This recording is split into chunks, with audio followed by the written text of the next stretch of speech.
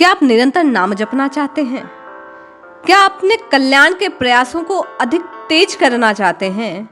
यदि हाँ, तो आइए भगवान श्री राम ने स्वयं जो श्री हनुमान जी महाराज को ज्ञानो उपदेश किया, उसका श्रवण करते हैं।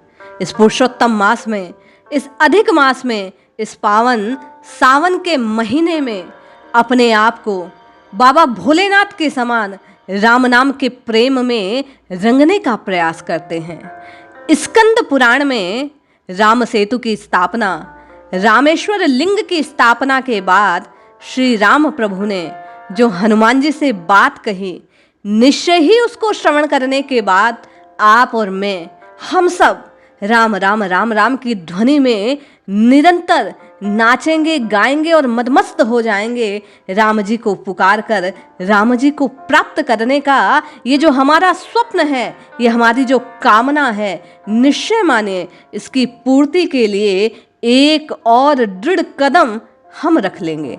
आइए इस पावन कथा का श्रवण करते हैं। श्री राम जी ने हनुमान जी को जो ज्ञानोपदेश दिया वह संक्षेप में इस प्रकार है। भगवान श्री राम कहते हैं कि हे कपि, इस संसार में जो जन्म ले चुके हैं, जो जन्म लेने वाले हैं, जो मर चुके हैं, उन सबको अपने और पराये सब कार्यों में भली भांति मैं जानता हूं। जीव अपने कर्म के अनुसार अकेला ही जन्म लेता है, अकेला ही मरता है। अतः तुम तत्व ज्ञान में सदा स्थिर रहो। यह आत्मा स्वयं प्रकाश है। तुम सदा आत्मा के स्वरूप का चिंतन करो। देह आदि में ममता को त्याग दो। सदा धर्म का आश्रय लो। साधु पुरुषों का सेवन करो। संपूर्ण इंद्रियों का दमन करो। दूसरों के द्वेष की चर्चा तक ना करो।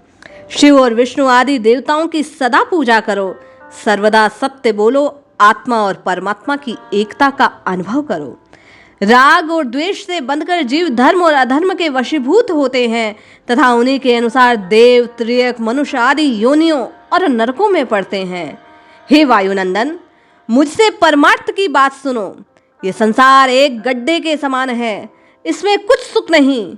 यहाँ पहले जीव का जन्म होता है, तत्पश्चात बाल्यावस्था रहती है, फिर जवान होता है, उसके बाद बुढ़ापा भोगता है, तदनंतर मृत्यु को प्राप्त होता है।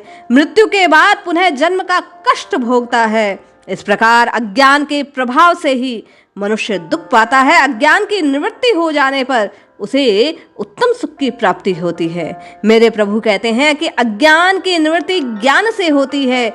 ज्ञान परब्रह्म परमात्मा का स्वरूप है।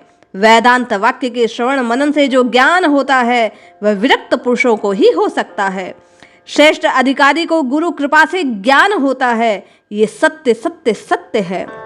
संग्रह का अंत विनाश है। अधिक ऊंचे चढ़ने का अंत नीचे गिरना है। संयोग का अंत वियोग, जीवन का अंत मरण है। प्रभु कहते हैं, जैसे सुदृढ़ खंभों वाला गृह सुदीर्घ काल तक रहने के बाद जीर्ण होकर धीरे धीरे नष्ट हो जाता है, उसी प्रकार मनुष्य जरा जीर्ण होकर मृत्यु के अधीन हो नष्ट हो जाता है। जैसे समुद्र में बहते हुए दो काट एक दूसरे से मिलकर विलग हो जाते हैं, उसी प्रकार काल योग से मनुष्यों का एक दूसरे के साथ संयोग और वियोग होता है। इसी प्रकार स्त्री, पुत्र, भाई, क्षेत्र, धन, ये सब कुछ काल के लिए इकट्ठे होते हैं, अन्यत्र चले जाते हैं। जीवों के शरीर जिस प्रकार उत्पन्न होते हैं, नष्ट हो जाते हैं। प्रभु कहते हैं, उसी प्रकार आत्मा का जन्म मरण नहीं होता। अतः तुम शोक रहित अद्वैत ज्ञानमय सत स्वरूप निर्मल पर ब्रह्म परमात्मा का रात दिन चिंतन करो। हे हनुमान, नाम रटो नाम। तभी प्रभु श्री हनुमान जी महाराज ने ये बात मानकर नित्य निरंतर केवल और केवल रघुनाथ जी के नाम को रटा। इसीलिए बाबा कहते हैं, सुमिर पवन सुत पावन नामो, अपने बश करी राखे रामो। इस बात का, इस प्रसंग का सार यही है कि रात दिन आप और मैं नित्य निरंतर केवल और केवल प्रभु के नाम में अपने हृदय को लगाए रहे। जपिए जपिए जपिए नित्य निरंतर केवल और केवल अपने इष्ट के नाम को जपिए और अपना कल्याण सुनिश्चित कीजिए। जय श्री हरि, जय श्री राम।